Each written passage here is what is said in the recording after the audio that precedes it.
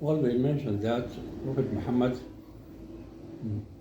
did not know anything about this development of the embryo, and what is mentioned in the Quran has to be from the one who knows, the Creator.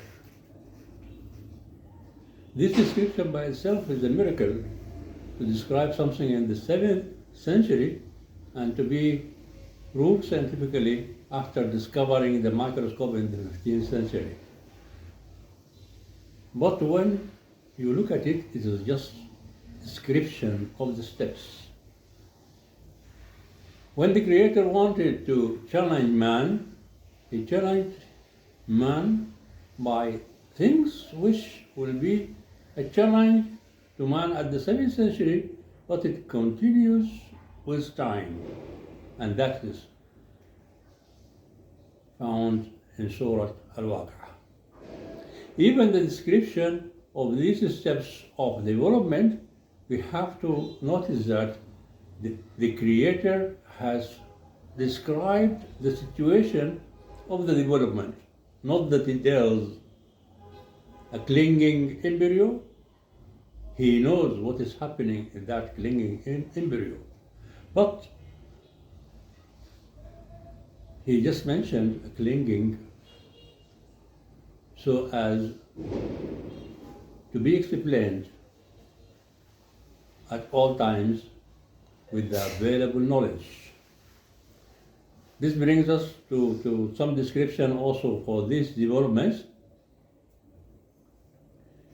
In Surah Al-Zumar, chapter 9, verse 6, when the Creator said, He creates you in stages one after another in 3 wheels of darkness. 3 wheels of darkness. He knows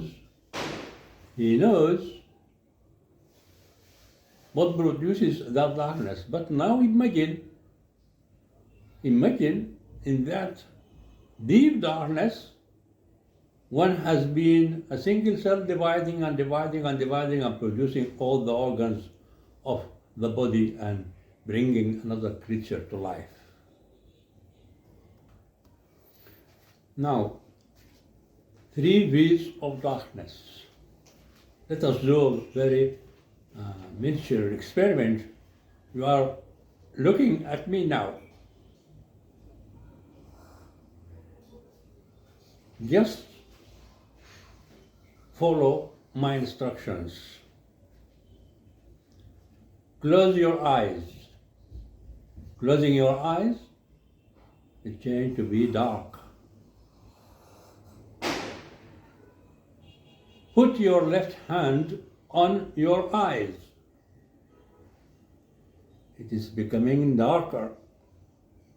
This is the second wheel of darkness. Put your right hand on your left hand. It became totally dark. Now while you are doing that, imagine that you have been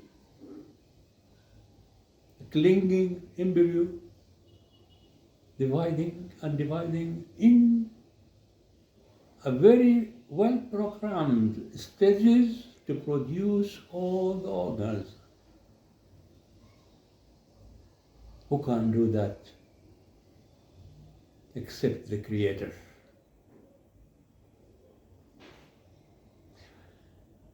Now, this by itself is a miracle. But when the Creator wanted to challenge man, he challenged him with other points which will be valid over time. If we go to Surah Al-Waqi'ah,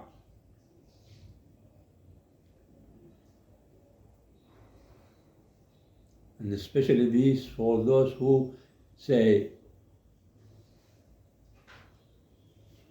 there is no Creator.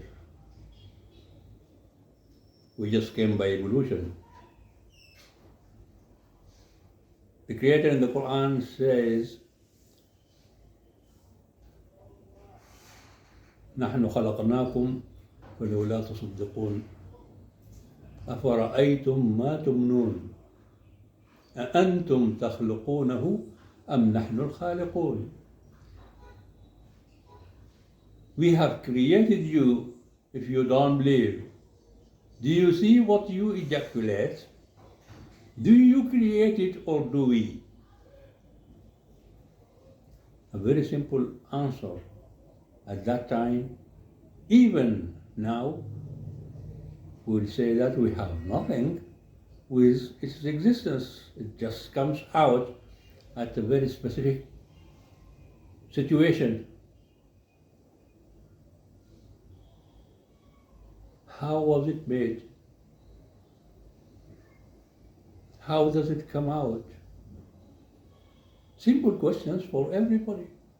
But when we discovered what the semen, the ejaculate contains, comes the scientific challenge. 1 ml of semen contains between 20 to 100 millions of sperms.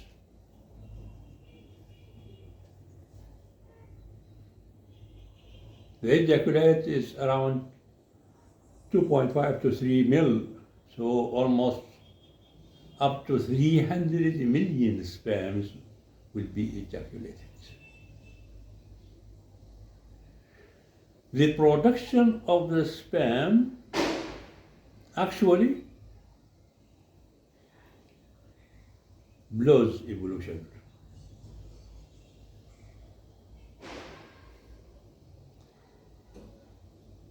If a living person is developing by evolution from a single cell, why should there be a male and a female? And this sperm is produced in a specific organ, the testis, by a very meticulous process called meiosis, where the cell is divided into two. The normal cell contains 46 chromosomes. When it is divided, it will be 23 chromosomes, and there is one chromosome which is called sex chromosome, either X or Y.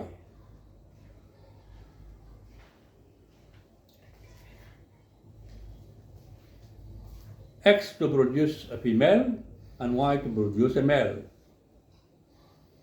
So the sperms could either carry an X chromosome or a Y chromosome. In the female, in the ovary, also the ova will be produced having 23 chromosomes. So how can that happen by chance?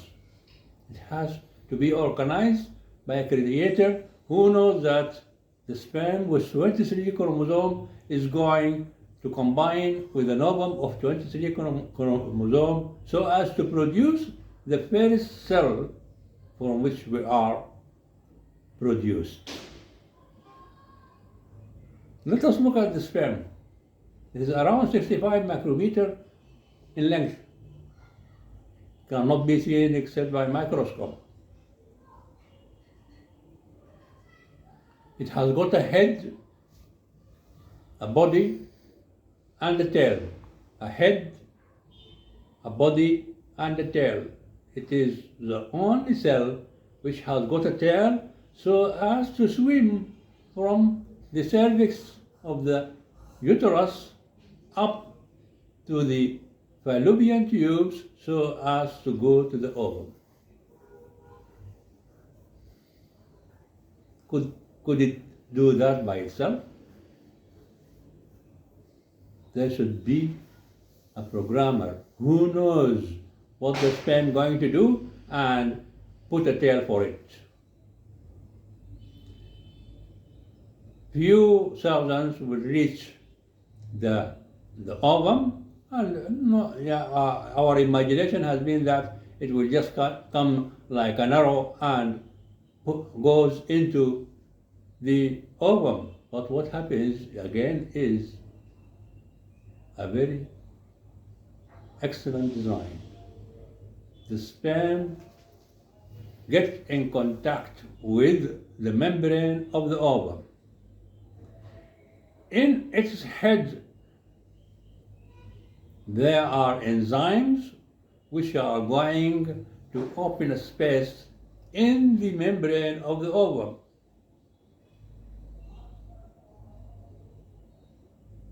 How come, if not the Creator knows that this sperm is going to go into the ovum and produce enzymes in its head?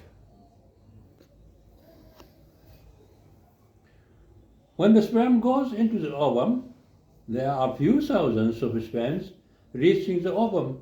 So there should be a process to prevent other sperms from going in.